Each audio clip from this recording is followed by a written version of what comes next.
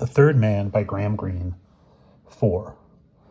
What I liked about him at first sight, Martins told me, was his toupee. It was one of those obvious toupees, flat and yellow, with the hair cut straight at the back and not fitting close. There must be something phony about a man who won't accept baldness gracefully. He had one of those faces, too, where the lines had been put in carefully, like a make-up in the right places, to express charm, whimsicality, lines at the corners of the eyes. He was made up to appeal to romantic schoolgirls. This conversation took place some days later. He brought out his whole story when the trail was nearly cold. We were sitting in the old Vienna at the table he had occupied that first morning with Kurtz. And when he made that remark about the romantic schoolgirls, I saw his rather hunted eyes focus suddenly. It was a girl, just like any other girl, I thought, hurrying by outside in the driving snow. Something pretty? He brought his gaze back and said, I'm off that forever, you know, Calloway. A time comes in a man's life when he gives up all that sort of thing. I see. I thought you were looking at a girl. I was, but only because she reminded me for a moment of Anna Schmidt. Who's she? Isn't she a girl? Oh, yes, in a way. What do you mean in a way? She was Harry's girl. Are you taking her over? She's not that kind, Calloway. Didn't you see her at his funeral? I'm not mixing my drinks anymore. I've got a hangover to last me a lifetime. You were telling me about Kurtz, I said. It appeared that Kurtz was sitting there, making a great show of reading The Lone Rider of Santa Fe, when Martin sat down at his table and said, with indescribably false enthusiasm, It's wonderful how you keep the tension. Tension. Suppose you're a master at it, at the end of every chapter. Okay, switching characters. It's wonderful how you keep the tension. Tension. Suspense. You're a master at it. At the end of every chapter, one's left guessing. So, you were a friend of Harry's, Martin said. I think it's best, said Kurtz. But Kurtz added with the smallest pause, in which his brain must have registered the error. Except you, of course. Tell me how he died. I was with him. We came out together from the door of his flat, and Harry saw a friend he knew across the road. An American called Kula. He waved to Kula and started across the road to him when a jeep came tearing round the corner and bowled him over. It was Harry's fault, really, not the driver's. Somebody told me he died instantaneously. I wish he had. He died before the ambulance could reach us, though. He could speak then. Yes, even in the pain he worried about you. What did he say? I can't remember the exact words, Rollo. I may call you Rollo, mayn't I? He always called you that to us. He was anxious that I should look after you when you arrived. You see, you were looked after. See that you were looked after. Get your return ticket for you. In telling me, Martin said, You see, I was collecting return tickets as well as cash.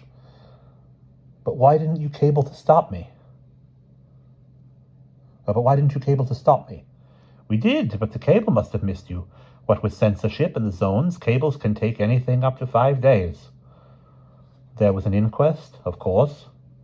Did you know that the police have a crazy notion that Harry was mixed up in some racket? No, but everyone in Vienna is. We all sell cigarettes and exchange shillings for baths and that kind of thing. You won't find a single member of the Control Commission who hasn't broken the rules. The police meant something worse than that. They get rather absurd ideas sometimes, the man with the toupee said cautiously. I'm going to stay here till I prove them wrong. Kurtz turned his head sharply and the toupee shifted very, very slightly. He said, What's the good? Nothing can bring Harry back. I'm going to have that police officer run out of Vienna. I don't see what you can do. I'm going to start working back from his death. You were there, and this man Kula and the chauffeur. You can give me their addresses. I don't know the chauffeurs. I can get it from the coroner's records. And then there's Harry's girl. Kurtz said, It will be painful for her. I'm not concerned about her. I'm concerned about Harry. Do you know what it is that the police suspect? No, I lost my temper too soon. Has it occurred to you, Kurtz said gently, that you might dig up something, well, discreditable to Harry? I'll risk that. It will take a bit of time and money. I've got time, and you were going to lend me some money, weren't you? I'm not a rich man, Kurt said. I promised Harry to see you were all right, and that you got your plane back, You needn't worry about the money or the plane, Martin said. But I'll make a bet with you in pounds sterling, £5 against 200 shillings, that there's something queer about Harry's death. It was a shot in the dark, but already he had this firm, instinctive sense that there was something wrong, though he hadn't yet attached the word murder to the instinct. Kurtz had a cup of coffee halfway to his lips, and Martins watched him. The shot apparently went wide. An unaffected hand held up the cup to the mouth, and Kurtz drank, a little noisily, in long sips. Then he put down the cup and said, "How do you mean, queer?" It was convenient for the police to have a corpse, but wouldn't it have been equally convenient, perhaps, for the real racketeers? When he had spoken, he realized that, after all, Kurtz might not have been unaffected by his wild statement. Hadn't he perhaps been frozen into caution and calm? The hands of the guilty don't necessarily tremble. Only in stories does a dropped glass betray agitation. Tension is more often shown in the studied action. Kurtz had drunk his coffee as though nothing had been said. "Well," he took another sip, "of course I wish you luck, though I don't believe there's anything to find. Just ask me if you want any help." "I want Cooler's address." "Certainly. I'll write it down for you. Here it is in the American zone." "And yours?" "I've already put it underneath. I'm unlucky enough to be in the Russian zone, so don't visit me very late. Things sometimes happen around our way." He was giving one of his studied Viennese smiles, the charm carefully painted in with a fine brush, in the little lines about the mouth and eyes. "Keep in touch," he said, "if you need any help. But I still think you are very unwise." He touched the lone rider. "I'm so proud to have met you.